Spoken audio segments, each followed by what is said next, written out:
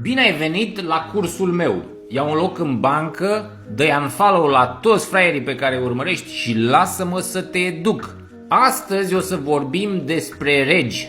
Astăzi o să mă joc din nou cu imaginația ta. Să presupunem că ești un sclav isteț. Faci parte din ăia 80% care lucrează să fie bine regelui, dar care s-a prins de măgărie și încearcă să sară mai sus. Ai nevoie să faci 3 chestii pe care regele le detestă și le apără cu toate armele posibile. În primul act ai nevoie de capital substanțial ilicit.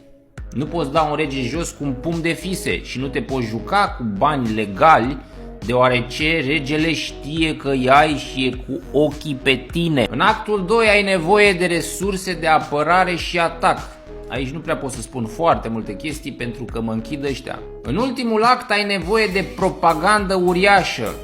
Un rege va capitula dacă sclavii săi își vor îndrepta atenția spre tine. Nu uita că un rege este instruit să elimine orice cârtiță care încearcă să ia mușuroiul. Temă pentru acasă, vei avea de citit 10 pagini din cartea asta.